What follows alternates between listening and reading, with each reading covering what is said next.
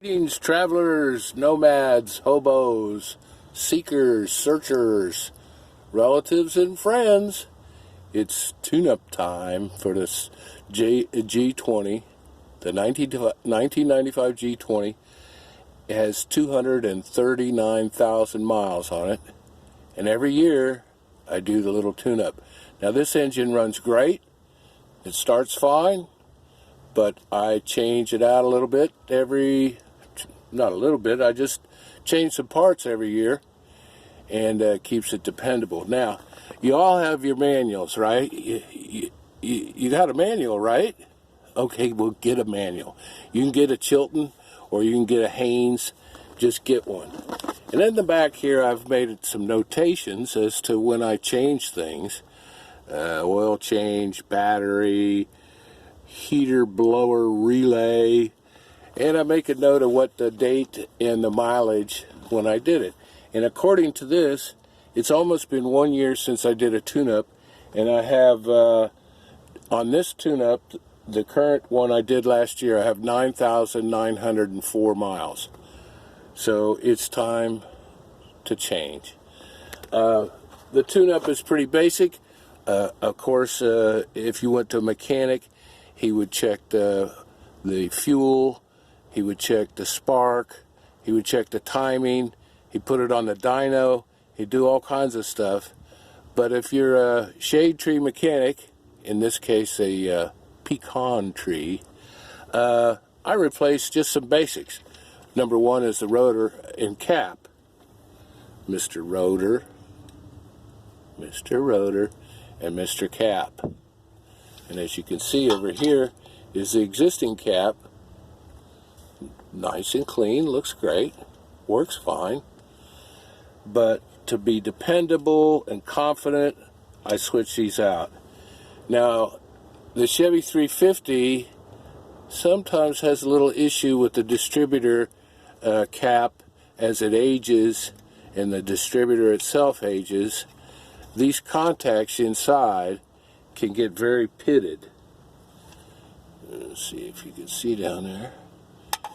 These contacts, there's 8 contacts in there, and the edges get pitted. And if you can't start your vehicle, you can get in there with a little sandpaper and hit those edges on those contacts, and you'll start. Because once they get pitted, they're not getting the electrical properly. So putting a new one in solves that problem, at least for a year. But you could probably run it longer. There's also a contact right there in the center. That gets kind of pitted and corroded. And I had a 88 Chevy K5 Blazer. And it would do this, I don't know, every 2 or 3 months. It wouldn't start. Being frugal, I would just take the cap off and take a little sandpaper on those contacts in the center one. Not real aggressive, but enough to get the crud off. And also hit the edge of your rotor. The rotor's spinning around, and this little guy right here gets corroded, and you take a little sandpaper and clean that off. So that's it. This year's model comes in a lovely desert beige or sand colored. I don't care. But a lot of these come black, and last year's was gray, so as long as it fits, as long as it's the right one. And to do the plugs, which I've already done, that's your hardest part. You have to understand with a van, it's a 350 V8, just like a truck or a sedan or a Corvette or whatever. And those vehicles, there's lots of space to work with. In a van, everything's crunched this way and this way. The components are the same, but the mounting brackets are different, trying to squeeze all this in. So getting your hand down in here to the plugs is a little difficult when you have big mitts like mine. If you have a elf around with tiny arms, that would be good to get in there. And when I do the plugs, I'm using a 3/8 drive with your plug socket and a little swivel doohickey. That's a universal in mechanics. mechanical terms. Mechanics use this. And that's all I use to get the plugs out. There's no room in there for extensions, and you certainly don't want to use any power tools. But carefully getting down there and wiggling around, you can get to the plugs. The plugs actually sit pretty horizontal, maybe a little bit of tilt upwards. They're not exactly horizontal, they're just a little bit upwards. So keep that in mind when you're taking them out and taking them in, or putting them in. Your socket wants to be all the way on that plug. If you're trying to take the plug out and you're not quite on the nut, well, you have a good chance of breaking that plug. And so get it all the way on and make sure it's fully on as you loosen it or as you tighten it. Now, you can reach in there and hand tighten these in. This is the old plug, and it's really not that bad. I mean, it's old, got a little dark spot on it, but if it's a light gray, oh, there goes the Panama Limited. Oh, it's going, it's rolling. Fastest train in the south, heading up to Chicago from New Orleans. But you can see that terminal, the end of that plug is not really that bad. I've seen them crusted over, all black and greasy, and you're running too rich. And if they're bright white all over, you're running too lean. These are running pretty good. And what I do with my plugs, take the new plug and get you some anti-seize. This jar's been around a while. And I take a little shish kebab skewer, you can get it. Take a little bit of anti-seize on a skewer and just a light bit of anti-seize on one little patch of those threads. You don't have to goop up the whole threads, but just make a stripe with the anti-seize, and as that goes in, it'll spread around and you'll get that thing out next year. On my plugs, on the plug wires or plug wire,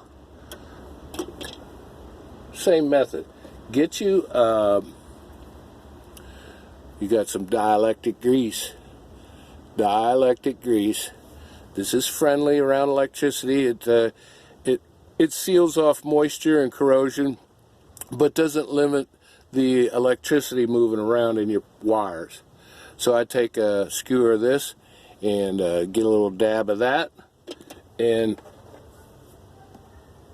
just inside the boot of the plug wire, I'll take a little dab and wipe it in there just on the edge, on the outside. You don't have to put a whole bunch in there. Just coat the outside or the inside of that plug boot with the dielectric.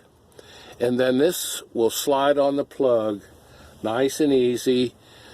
It'll go on, and the plug itself will be kind of greasy. This is a little bit greasy, not too bad, but it keeps it kind of greasy, doesn't affect the performance or anything, but allows you to get that boot off of the plug next year without any anti-seize. The plug boot gets hot, sticks, you'll be wrestling with it, and you could possibly break it trying to get it off. They still are on there pretty tight, and don't use a sharp screwdriver to get in there and try to pry it out. You could use a dull screwdriver, and they got these handy little pliers that are soft, and you can grip the plug boot. Grip that plug boot in there and pull the boot. Don't pull the wire. Don't be pulling these off with the wire. You know, grabbing this wire here and yanking on it. You want to pull from the boot. You get a grip on it with your fingers or pliers or whatever, and try not to use anything sharp anywhere on this wire. Now, these wires are only 3 years old and they're in good shape, so I didn't replace them. But while you're here and you got that dang dog house off, check your wires, see if they're routed okay. I've done a little modification on some of these, And but they look good, and they've performed well in the last year. So that's that with the plugs. Take your time. Don't break a plug in there. Also, when you're working in here, watch what you're doing. Don't be knocking wires loose. There's a hose right here that controls your vacuum throughout the motor. Not just the motor, but the dash. The hot and cold, the fan and everything is running off a vacuum, and this is the source here. It has a check valve right here. This is all cheap, and this hose, maybe this van has maybe 4 feet of total hose. It goes up front, it goes up in the dash, and it connects to a reservoir on the hood. If you lift the hood, you'll see a big round ball. If that hose is cracked or broken, your air conditioner is not going to work. The vent doors aren't going to work. So GM has decided to run everything off the vacuum coming off the manifold. And by the way, this manifold, if you didn't like a fuel injection, you can bolt a regular carburetor right on this motor. In '96, they changed that to 8 injectors, and the manifold is different. Here we're doing the air filter. It's pretty basic. Couple of thumb screws, lift the a couple of thumb screws, lift the top off, and get you an air filter. Put you an air filter in there. This is a micro guard. It's round like this on my thumb right there. It's a round filter. It's not in oil or anything. Pretty simple. Take that top off, put the new filter on. We're doing filters. How about fuel filters? You need to change that guy. In the passenger side rear wheel up against the frame is this guy, and I've marked it. Fuel going out, fuel going in. And when you're changing these, you're going to use 2 open-end wrenches, one to grip this, and another to grip the fuel line. There's another nut on the fuel line, and if you if I get another one there,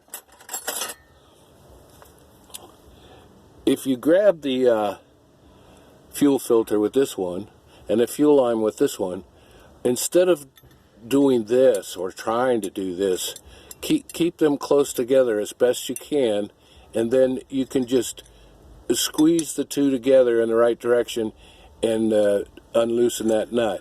It's a little difficult with 2 hands to get in there at this angle, but if you can get in there like this, one on a filter, one on a fuel line, and squeeze with your hand, you get more leverage and you can break it loose.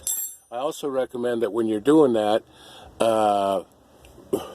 either rubber bands or twine or something, put some rags around your wrist, and that way as you take your gasoline bath once a year, you won't get gas all down your arm and into your armpit. It'll gather at your wrist instead. So that's a little tip. Nobody likes to do this because you're going to get all kinds of gas on you. There's really no you don't have to purge the line, you don't have to do a vacuum or anything like that. You can take the gas cap off, that will help, but there's nothing up here that you have to worry about. Undo the nuts, put on the new one. I don't use any anti-seize or Loctite or anything. Just tighten them up good, take a test drive, you'll see that if you're leaking or not, and very good for the motor. And get you some fuel filtering. The distributor, I'll give you a little look here. Now you big time boss mechanics, you'll just take all these wires off because you know exactly where they are. But if you're a shade tree guy like me, you want to take the distributor and line it up with the other one. You see how that's the positioning they're going to go. That's how that cap's going to go on, in this kind of position. And so by looking at it, you can see that this plug wire is going to go here, and this one's going to go here, and so. I undo. Here's another good one. This nut here is the 5.5 millimeter. Thanks, GM. 5.5. Good luck having that in your toolkit. But I have one. There's a bolt here and a bolt there. Undo those. When you torque it down, don't torque too heavy. You don't want to crack this thing. It's plastic. And by the way, in '96, they switched the fuel injection to all 8 injectors. So instead of 2 injectors, which this has, one for this 4 cylinders and that for that 4 cylinders, 2 injectors in what's called the throttle body. If you take that throttle body off, the intake manifold will accept a regular carburetor. You want a 4-barrel Holley, you could bolt it right on there. In '96, they changed all that, and 8 injectors. And also in '96, they decided to use plastic in the distributor shaft that goes down there. This is steel down in here, nice steel, firm, whatever. They use plastic and they tend to warp, and it's going to cause you all kinds of problems. I don't know if you can get an aftermarket distributor made of steel. The shaft is steel, but in '96, I don't know, to save weight, save 2 ounces of weight, they use plastic, and they warp and they cause headaches. So that's it, really, on my tune-up. We don't have a dyno or anything, but there's plenty of videos showing you how to do this and stuff, but I'm giving you what I do on the '95 Chevy G20. It's a 350 V8. These are legendary. Corvettes use them. Pick-em-up trucks, Impalas, they all use the 350. The poor man's hot rod. And that's it. Do this once a year. I do it once a year whether it's running or not. And it runs great right now. And you say, well, why are you wasting $100 on all these parts? Confidence. You get the confidence, you're driving along, you're just filling it with gas, you're not worried about it stalling or not starting. It's a simple project. Save you time and money, save you tow, you know. So that's about it. Be careful with your plugs now. These boots, don't be yanking on them or putting anything sharp on them, and they'll last a while. These are 3 years old and they're still in good shape. All the wires are. And we're using, what are we using here? We're using Excel. Ooh, Excel distributor cap. Ooh, it's the same as whatever I've been putting in here. Also, while we're under there, hey, let's do an oil change. But Kev, that's a cheap filter.